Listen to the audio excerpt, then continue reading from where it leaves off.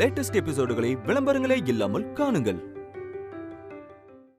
என்னைக்கா இருந்தாலும் ராஜேஸ்வரி மேடம் வீட்டுக்கு உன் தங்கச்சியோட இடத்துக்கு வர போறவ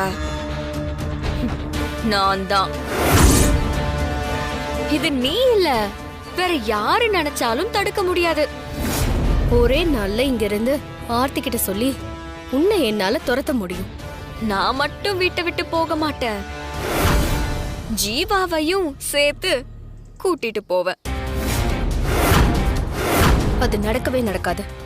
அது நடக்கும், நடத்தி காட்டுவேன். இது எனக்கும் உனக்கும் நடக்கிற போட்டி. இத பத்தி யார்கிட்டயுமே சொல்லாம நானும் நீயும் மட்டும் டீல் பண்ணிக்கலாம். ஜீவாவுக்கு உன்னை பத்தி புரிய வைக்கிறேன். அவர் வாயாலேயே உன்னை வெளிய போடின்னு சொல்லி துரத்து வைக்கிறேன். அது உன்னால முடியாது. நான் கடவுளையும் நியாயத்தையும் நம்புறவன். நான் ஜெயிப்பேன். நான் கார்த்திகை தூக்கிட்டு போக தான் வந்தேன். பரவாயில்ல, ஜீவா கார்த்திகை விட நல்லவன், அதனால அவனை தூக்குற. அபி, நீ தோத்து ஓடி போக போற, அவமானப்படதான் போற, அழுத்து துடிக்க போற, தண்டனை அனுபவிக்க போற. ஜீவா இன்னொருத்தியோட புருஷன், ஏன் தங்கச்சியோட புருஷன். ஜீவா வாயாலேயே ஆர்த்திய மனைவி இல்லன்னு சொல்ல வைக்கிற, ஜீவாவ தூக்குற. இந்த வீட்டுக்கு மருமகளா வந்து உன்னை நான் வெளியே துரத்துற. இது நடக்குதா இல்லையான்னு பாக்குறியா? அபி, நீ ரொம்ப பாவம். உன்னை பார்த்தா எனக்கு ரொம்ப பரிதாபமா இருக்கு. பார்க்கலாம் நானா நீயான்னு. சேலஞ்ச்.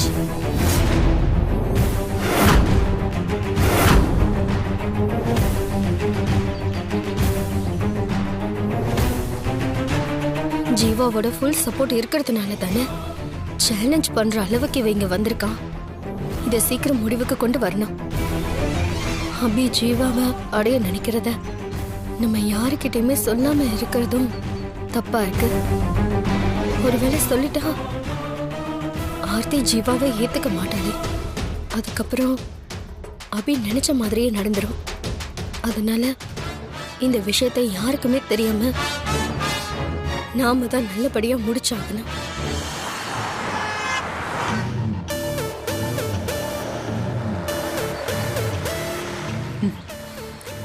இன்னைக்கு மட்டும் வரட்டும், அதுக்கப்புறம் இருக்கு.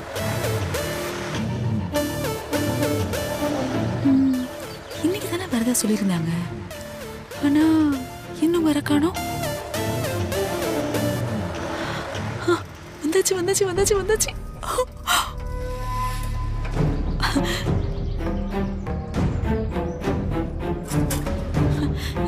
வாங்க வாங்க வாங்க வாங்க. கார்த்திக்ன்ற பேர்ல போஸ்ட் வந்திருக்கு மேடம்.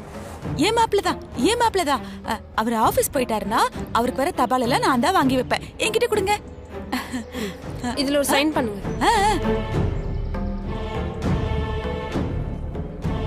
இந்தாங்க. Thank you madam.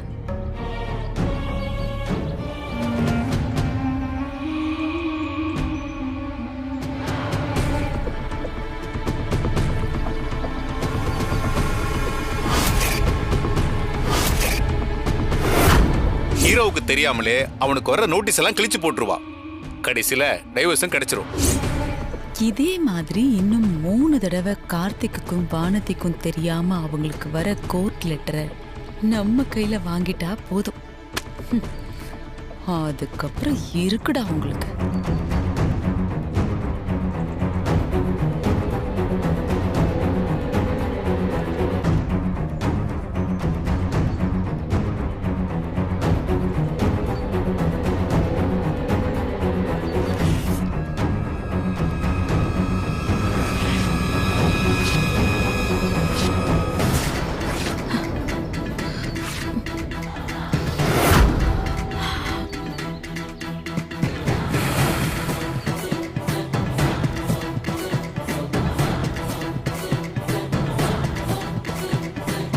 இந்த லெட்டர் மாதிரி தான் இன்னும் கொஞ்ச நாள்ல ராஜராஜேஸ்வரி குடும்பமே துக்கு துக்கு சொக்க கிழிய போகுது.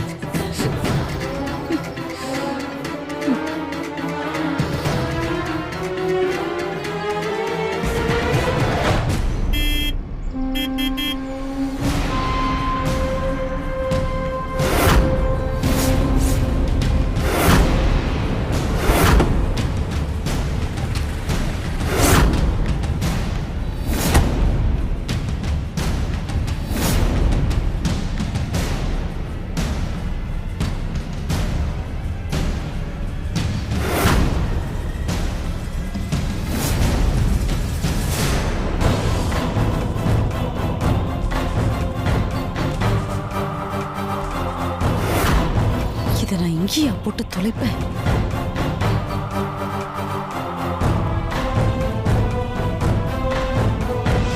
ச்சே.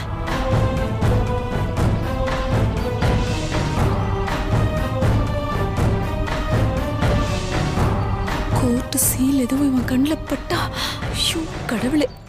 என்ன இது? கோர்ட்டு சீல்ல இருக்க பேப்பரை யாரோ கிழிச்சு போட்டிருக்காங்க. ஒருவேளை ராஜா ஏதாவது படிச்சுட்டு கிழிச்சு போட்டிருப்பாரோ?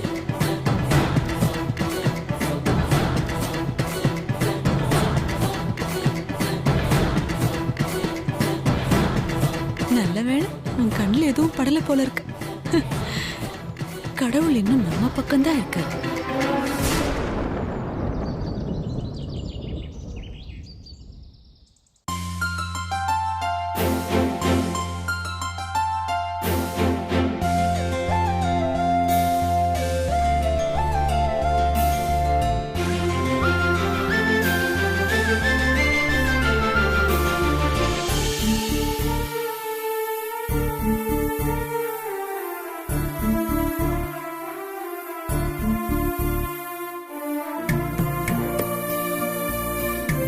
என்ன வானதி, என்னாச்சு? இந்த போட்டோவை பாக்குறப்போ எனக்கு சந்தோஷமாவும் இருக்கு, ஒரு பக்கம் சந்தோஷத்தை விட அது பயமாவும் இருக்கு. என்ன வானதி, நீ எப்பவுமே எதை யோசிச்சா உனக்கு கவலையும் வருத்தமும் வரும்னு நீ தேடி கண்டுபிடிச்சு அதே யோசிச்சுட்டு இருப்பேன்னு. நடந்து முடிஞ்ச விஷயங்களை பத்தி எப்பவுமே நம்ம கவலைப்படக்கூடாது. நிகழ்கால சந்தோஷமே அப்புறம் பறி போயிடும். நீ யார பத்தியும் நினைக்காம எந்த கவலையும் படாம நாள் முழுக்க சிரிச்ச முகத்தோடயே இருக்கணும்னா நீ யார் கூட இருக்க விரும்புவ?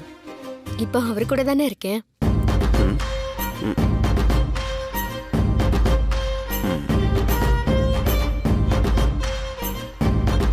ரொம்ப நல்லா நடிக்கிறீங்க.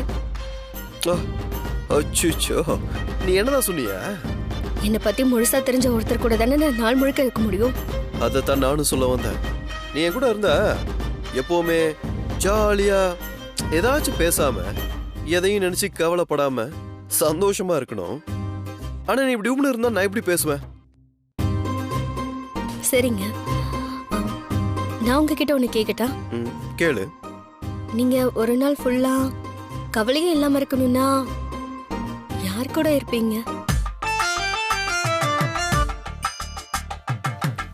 ஏன் கூட தானே சொல்லுங்க.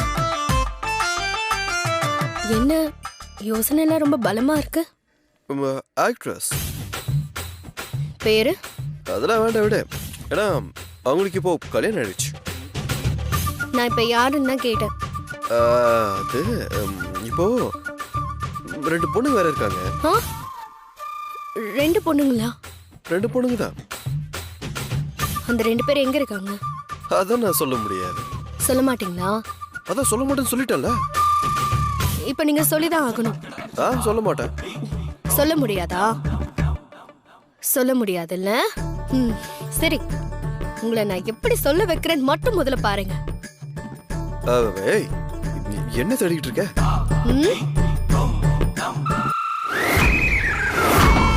வரேன், ஒரு நிமிஷம் இருங்க.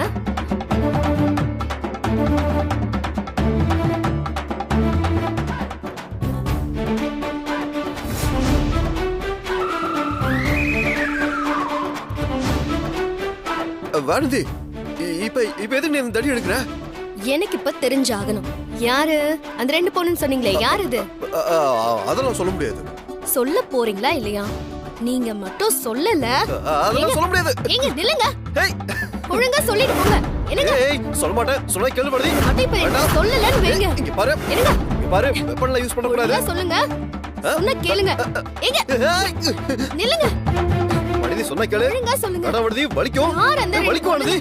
ஏய் சொன்னா கேளு படுதி. வாடா. ஏங்க படுதி. சொன்னா கேளுங்க. யார் இது? அம்மா. அம்மா.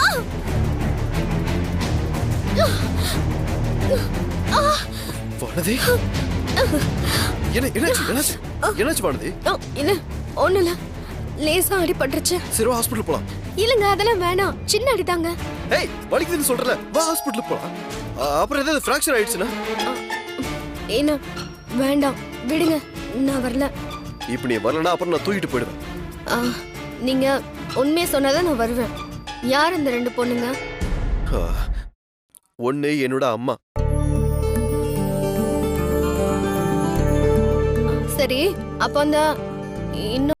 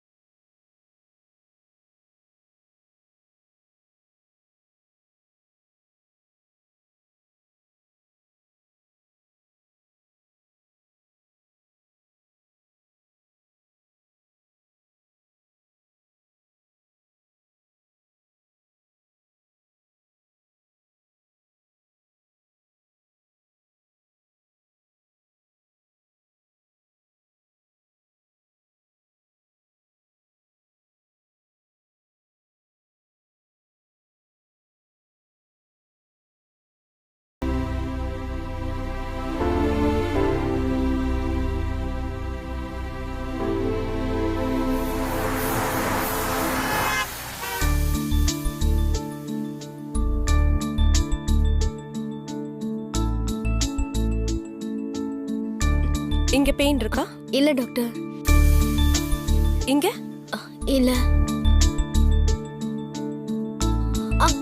இங்க வலிக்குது. அங்கதான் அங்கதான் ரொம்ப வலிக்குது டாக்டர். எக்ஸ்ரே எடுத்து பார்த்ததுல ஃப்ராக்சர் எதுவும் இல்லைன்னு தெரிஞ்சிருச்சு. இது ஒரு ஜஸ்ட் ஸ்ப்ரெயின் தான். 2 or 3 days ரெஸ்ட் எடுத்தா சரியாயிடும். சின்னதா ஒரு கட்டு மட்டும் போட்டு விடுறேன். மசில் ஃப்ரீ ஆயிடுச்சுன்னா அதுக்கப்புறம் நீங்க நடக்கிறப்போ எந்த வலியும் இருக்காது. சரி டாக்டர். மேடம், அந்த பேஷண்ட்டுக்கு கட்டு போட்டாச்சு மேடம். ஒரு நிமிஷம்.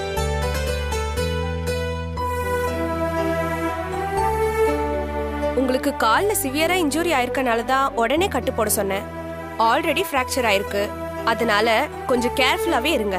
கட்டை பிரிக்கிற வரைக்கும் நீங்க கம்ப்ளீட் ரெஸ்ட்ல இருக்கணும். ஸ்ட்ரெயின் பண்ணி எந்த வேலையும் செய்யக்கூடாது. ஒரு ஹவுஸ் ஒய்ஃபா எந்த வேலையும் செய்யாம எப்படி மேடம் 2-3 நாள் ரெஸ்ட்ல இருக்க முடியும்? இருந்துதானே ஆகணும். குடும்பத்தை கவனிச்சுக்கிறது முக்கியம்தான். ஆனா அதே நேரம் நீங்க உங்க ஹெல்த்தையும் பாத்துக்கணும்ல. வேணும்னா உங்க ஹெல்ப்புக்கு உங்க அம்மாவையோ இல்ல தங்கச்சியோ வேற யாராவது இருந்தா வர சொல்லுங்க. இந்த மாதிரி நேரத்துல அவங்க கூட இருந்தாதான் உங்களுக்கும் ஹெல்ப்ஃபுல்லா இருக்கும். இது போக உங்களுக்கு மெடிசனும் எழுதி தரேன். அதை கரெக்டா எடுத்துக்கோங்க. நான் சொன்னதெல்லாம் நீங்க ஃபாலோ பண்ணீங்கன்னா சீக்கிரம் உங்களுக்கு குணமாயிடும். அப்புறம் நீங்க சீக்கிரம் நடக்க ஆரம்பிச்சிடலாம். ஜீவா வாயாலேயே ஆர்த்திய மனைவி இல்லைன்னு சொல்ல வைக்கிற. எனக்கும் கால்ல பெருசா அடிபட்டிருக்குன்னு சொன்னா அதை வச்சு எனக்கு உதவிக்கு ஆள் வேணும்னு சொல்லி அம்மாவையும் ஆர்த்தியும் வீட்டுக்கு வர வச்சிடலாம்ல. ஆர்த்தி வீட்டுக்கு வந்தா மட்டும்தான் அந்த அபியோட ஆட்டம் அடங்கும். ஜீவாவை அபிகிட்ட இருந்து காப்பாத்துறதுக்காகவாது நம்ம சீக்கிரமா அம்மாவையும் ஆர்த்தியையும் வீட்டுக்கு கூட்டிட்டு வரணும். அதுக்கு இதுதான் சரியான சந்தர்ப்பம். உங்களுக்கு கட்டு போடணும்னு கூட அவசியம் இல்ல. ஒரு இன்ஜெக்ஷன் மட்டும் போட்டு பெயின் ரிலீஃப்க்கு டேப்லெட் தரேன். அதை ஒரு நாள் எடுத்துக்கிட்டா சரியாயிடும். டாக்டர், எனக்காக நீங்க ஒரு ஹெல்ப் பண்ண முடியுமா? சொல்லுமா. நீங்க எனக்காக ஒன்னு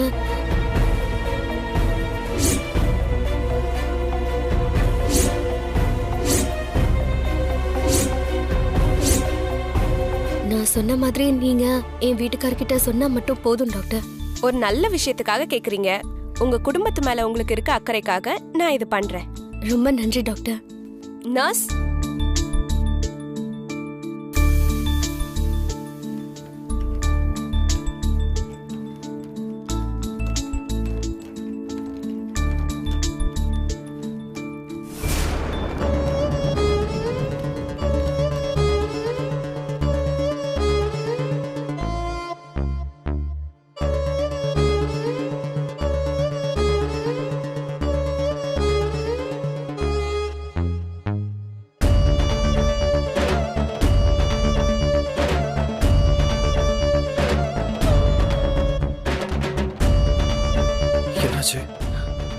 சார், அவங்களுக்கு காலில் சிவியரில் அடிபட்டிருக்கு சார். ஸ்கேன் எடுத்து பார்த்ததுல அது ஒரு இன்ஜுரின்னு தெரியுது. அதனால தான் டாக்டர் கட்டு போட சொல்லியிருக்காங்க. குறைஞ்சது 2 வாரமாவது கட்டு அப்படியே இருக்கணும். முக்கியமாக அவங்க நடக்கவோ கால் ஸ்ட்ரெயின் பண்ணியோ எந்த வேலை செய்ய விடாமல் பார்த்துக்கங்க. சரிங்க சிஸ்டர். இதில் டாக்டர் மெடிசின் எழுதி கொடுத்துருக்காங்க, கரெக்டாக ஃபாலோ பண்ணிக்கோங்க. மாருதி, போலாமா?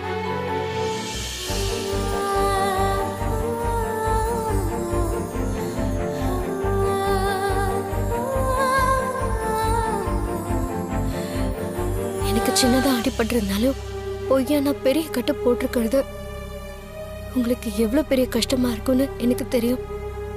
இருந்தாலும் அம்மாவையும் ஆர்த்தியையும் வீட்டுக்கு கூட்டிட்டு வர எனக்கு வேற வழி தெரியலங்க. என்னை மன்னிச்சிருங்க.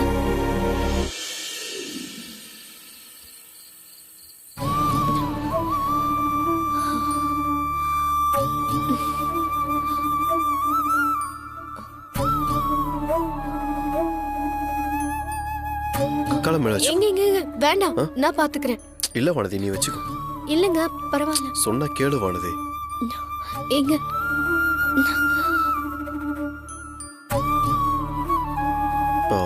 இன்னொரு தலகணி வச்சுக்க. கொஞ்சம் கால் எடுத்துக்கோ. இது ஓகேவா? ஓகே. டாக்டர் சொன்னது ஞாபகம் இருக்குல்ல? காலில் கட்டு பிரிக்கிற வரைக்கும் கம்ப்ளீட் ரெஸ்ட்ல இருக்க சொல்லியிருக்காங்க. நீ பாட்டுக்கு பழக்க தோஷத்துல கிச்சன்ல சமைக்கிறதுக்கும் மொட்டை மாடியில துணி காய போடுறதுக்கும் ஓடிக்கிட்டு இருந்தேன்னு வச்சுக்கோ. அப்புறம் உன் பெயின் இன்னும் சிவியர் ஆயிடும். ஏங்க, என் காலை அசைக்கவே முடியல. இதுல எங்க இருந்து நான் ஓட போறேன்? உனக்கு இந்த கஷ்டம் என்னாலதான்ல. அப்படி சொல்லிட முடியாது, ஆனா கொஞ்சம் அப்படிதான். நான் கேட்டதுமே அந்த 2 பொண்ணுங்க யாருன்னு நீங்க பதில் சொல்லியிருந்தீங்கன்னா தேவையில்லாம நானும் உங்களை விரட்டி இருக்க மாட்டேன். எப்படி கீழே விழுந்திருக்கவும் மாட்டேன். உண்மைதான். விளையாட்டா போன ஒரு விஷயம் இவ்வளவு சீரியஸ் ஆகும்னு நான் நினைக்கவே இல்லை. I'm sorry. ஏங்க, என்னங்க நீங்க என்கிட்ட போய் சாரி எல்லாம் சொல்லிட்டு விடுங்க. எல்லாம் நல்லதுக்கு தான். நல்லதுக்கா? என்ன சொல்ற? ஆமா. சும்மா என்ன சமாதானப்படுத்துறதுக்கு ஏதாவது சொல்லாத. நீ இப்படி கால் உடைஞ்சு நடக்க முடியாம இருக்க, இது உனக்கு நல்லதா? ஆமா. ஆமாவா? நான் இப்படி முடியாம இருக்கிறதுனாலதான் நீங்க என்ன வழக்கத்தை விட ரொம்ப அக்கறையா கவனிச்சுக்கிறீங்க. என்ன எங்க அங்கன்னு கொஞ்சம் கூட நகரவே விட மாட்டீங்க. ஆபீஸே கதைன்னு இருக்கிறவரு இன்னைக்கு காலையில இருந்து என் கூடவே இருக்கீங்க. இது வரைக்கும் என்னைக்காவது இந்த மாதிரி அக்கறையா தலகாணிலாம் வச்சு விட்டுருக்கீங்களா? எல்லாமே இப்படி ஆனதுனால தானே.